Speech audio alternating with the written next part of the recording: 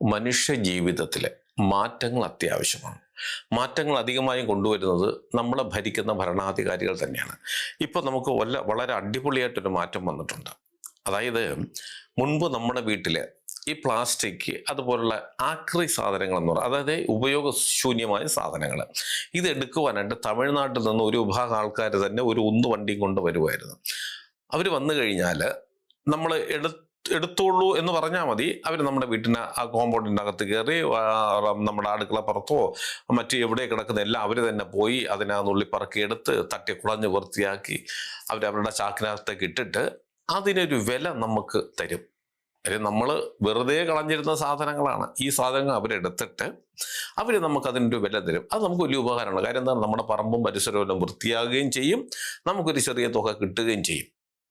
ഇപ്പോൾ പരിഷ്കാരം വന്നപ്പോൾ സംഭവിച്ചത്, കുറേ പരിഷ്കാരികൾ ഇപ്പം നമ്മുടെ വീട്ടിലേക്ക് വരും, പച്ച വസ്ത്രങ്ങളൊക്കെ ഇട്ടിട്ട്. അവർ ഗവൺമെൻറ്, അതായത് നമ്മളെ സംരക്ഷിക്കാൻ വേണ്ടി നമ്മൾ തിരഞ്ഞെടുത്ത ഗവൺമെൻറ് പറഞ്ഞു വിടുന്ന ആൾക്കാരാണ്.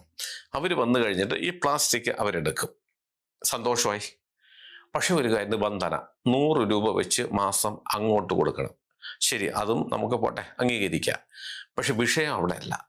പ്ലാസ്റ്റിക് നമ്മളെടുത്ത് അവർക്ക് കൊടുക്കണം. പക്ഷെ കൊടുക്കുമ്പോൾ നമ്മൾ ശ്രദ്ധിക്കേണ്ടുന്ന കുറച്ച് കാര്യങ്ങളുണ്ട്.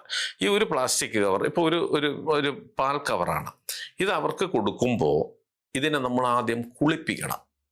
അതായത് പാലിൻ്റെ ഒരു അംശം അതിനകത്ത് കാണാൻ പാടില്ല. എന്നിട്ട് നമ്മൾ മണപ്പിച്ച് നോക്കണം, അതിനകത്ത് നാറ്റം കാണാൻ പാടില്ല. മണ്ണോ പൊടിയോ ഒന്നും പാടില്ല. നന്നായിട്ട് അതിനെ നമ്മൾ കഴുകി അകവും പുറവും കഴുകി വൃത്തിയാക്കി, പറ്റുമെങ്കിൽ ചൂട് കുറച്ച് ഇസ്തിരിയിട്ട് ഒന്ന് തേച്ച് അതിനെ വടി പോലെ ആക്കണം. എന്നിട്ട് സ്പ്രേ നമ്മൾ അടിക്കുന്ന ബോഡി സ്പ്രേ ഉണ്ടല്ലോ, ഇതൊക്കെ അടിച്ച് വൃത്തിയാക്കി ഇതിനെ മനോഹരമായിട്ട് അടുക്കി കുമ്പിട്ട് കൊണ്ടുചെന്ന് ഈ വന്ന് നിൽക്കുന്ന പരിഷ്കാരികളുടെ കയ്യിൽ കൊടുത്താൽ അവരത് എടുത്തുകൊണ്ട് പോകും. ഇല്ലെങ്കിൽ അവരിത് എടുക്കില്ല. അപ്പോൾ നമ്മൾ വിചാരിക്കുക, എടുക്കണ്ട പോട്ടെ, നമുക്ക് ആക്രിക്കാരന് കൊടുക്കുക. പക്ഷെ എടുത്തില്ലെങ്കിൽ നമ്മൾ 100 രൂപ അവർക്ക് കൊടുക്കണം. ഇതേ കണക്കുള്ള പരിഷ്കാരങ്ങൾ ഇനിയും നമ്മുടെ നാട്ടിൽ ഇതാ വരാനിരിക്കുന്നു.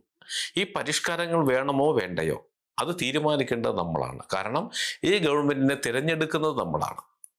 ഇനിയെങ്കിലും ശ്രദ്ധിക്കുക, ഒരു ഗവൺമെന്റിനെ തിരഞ്ഞെടുക്കുമ്പോൾ അത് മനുഷ്യന് ഇതുപോലുള്ള പരിഷ്കാരങ്ങൾ കൊണ്ടുവരുന്നതാകരുത്. മനുഷ്യൻ്റെ ജീവിതത്തിൽ ആശ്വാസവും സമാധാനവും തരുന്ന ഗവൺമെന്റുകളെ തിരഞ്ഞെടുക്കാൻ നമ്മൾ ശ്രദ്ധിക്കുക.